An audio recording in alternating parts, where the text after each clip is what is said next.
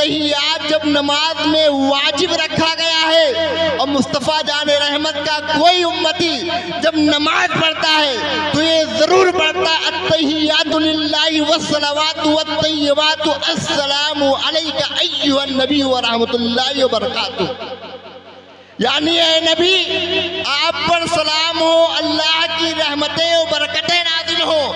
پتہ یہ چلا کہ مصطفیٰ جان رحمت کا ہر امتی نبی کو اپنی سلام بھیجتا ہے اور یہ گمان کرتا ہے کہ مصطفیٰ جان رحمت میرا سلام سنتے ہیں اور سلام کا جواب بھی دیتے ہیں۔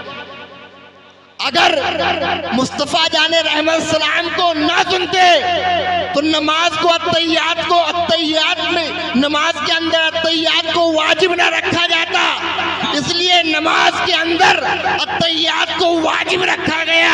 اور السلام علیک ایھا النبی کا لفظ اس بات پر دال ہے کہ مصطفیٰ جان رحمت حاضر و ناظر ہے اور ہر امتی کے سلام کا جواب دیتے ہیں۔ کیوں نہ ہو، اگر سلام کا جواب نہ دیتے تو السلام علیکہ نہیں ہوتا بلکہ السلام علیہ ہوتا کہ سلام ہو ان پر اے نبی۔ کتاب کا سیغہ اس لیے عرض کیا گیا کہ آپ پر سلام ہو اے نبی، اور اگر یہ غلط ہوتا تو نماز کے اندر التحیات کو واجب نہیں کیا جاتا۔ تو اے سنیوں، پتہ یہ چلا کہ مصطفیٰ جان رحمت حاضر و ناظر ہے اور ہر سنی نماز کے اندر التحیات میں سلام مصطفیٰ جان رحمت پر بھیجتا ہے۔ کچھ لوگ ایسے ہیں جن لوگوں نے اپنی کتاب میں یہ لکھ دیا کہ مصطفیٰ کا نماز میں خیال آ جائے نماز نہیں ہوتی، لیکن میرے مصطفیٰ فرماتے ہیں صلو کما رأیتمونی اصلی، اے میرے امتیوں تم نماز اس طرح پڑھو گویا تم مجھے نماز پڑھتے ہوئے دیکھ رہے ہو۔ اس طرح نماز پڑھو، صلو کما رأیتمونی اصلی، تم نماز اس طرح پڑھو گویا تم مجھے نماز پڑھتے ہوئے دیکھ رہے ہو۔ پتہ یہ چلا مصطفیٰ جان رحمت ہر جگہ حاضر و ناظر ہے۔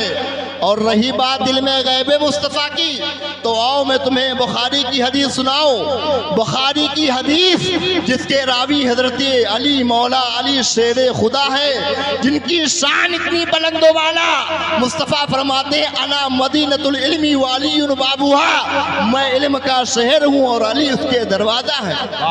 بخاری کی حدیث اللہ کے حبیب فرماتے ہیں، اللہ کے حضرت علی راوی ہے کہ اللہ کے حبیب سید عالم صلی اللہ علیہ وسلم نے حضرت علی، حضرت زبیر، حضرت ابو مرثد کو حکم دیا کہ تم تینوں حضرات اپنے گھوڑے پر سوار ہو کر جتنی جلدی ہو سکے تم مکے کے راستے پر روانہ ہو جاؤ۔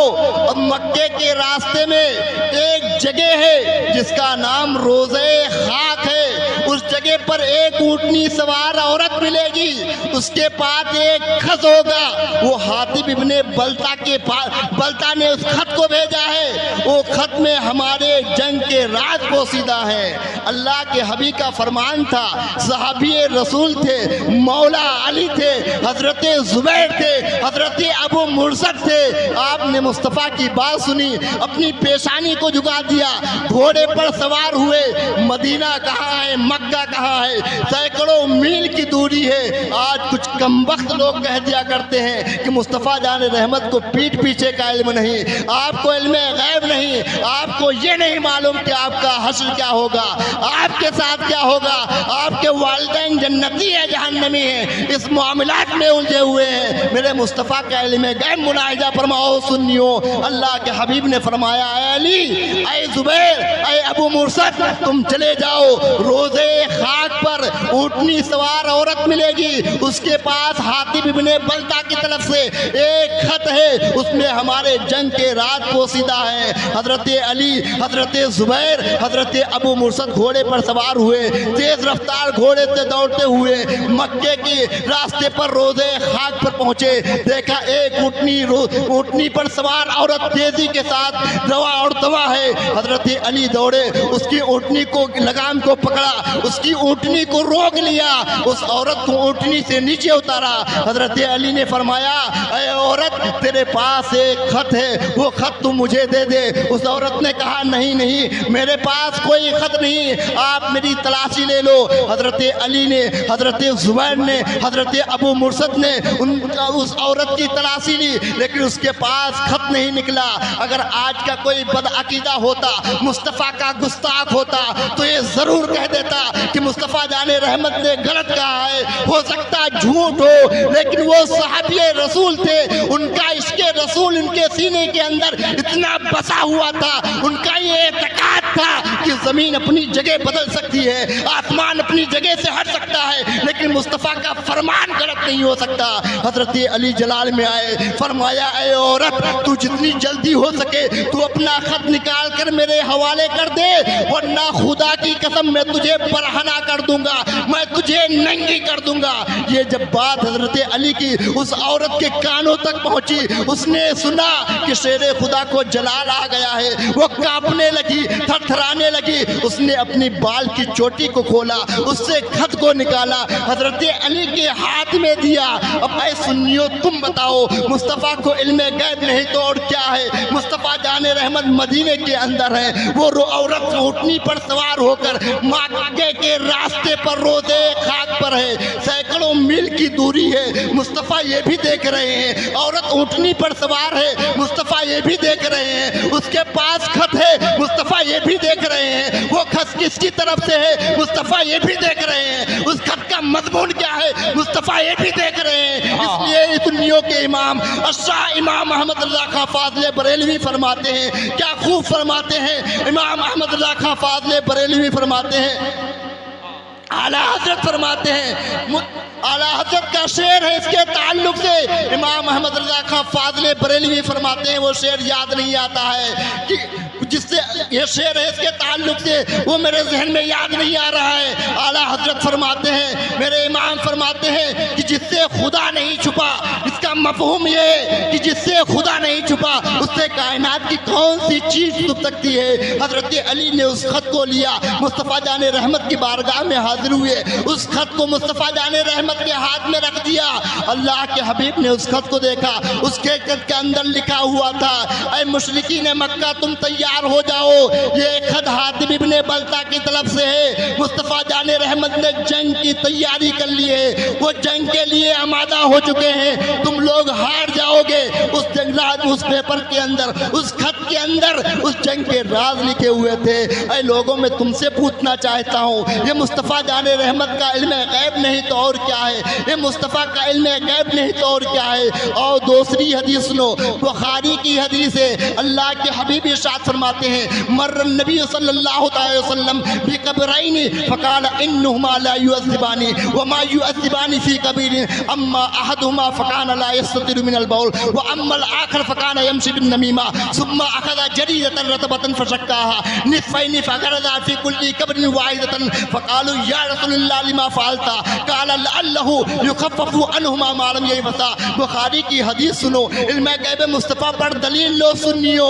आज जो ये कहते हैं मुस्तफ़ा को इल्म गैब नहीं है, बुखारी उठाओ, अल्लाह के हबीब सैयद आलम सल्लल्लाहु अलैहि वसल्लम फरमाते हैं, मर्र नबी सल्लल्लाहु अलैहि वसल्लम फी कब्रैनी फकाल इन्नुहुमा ला युअज़्ज़िबानी व मा युअज़्ज़िबानी फी कबीरिन। अल्लाह के हबीब सैयद आलम सल्लल्लाहु अलैहि वसल्लम एक कब्रिस्तान से गुजरे, तो कब्र के पास से गुजरे, अल्लाह के हबीब ने फरमाया, इन दो कब्र वालों को अजाब हो रहा है, अजाब इलाही में गिरफ्तार है। सहाबा का जम्मे गफीर मौजूद है, मुस्तफ़ा फरमा रहे हैं कि इन दो कब्र वालों को अजाब हो रहा है। ये मुस्तफ़ा के आशिक थे।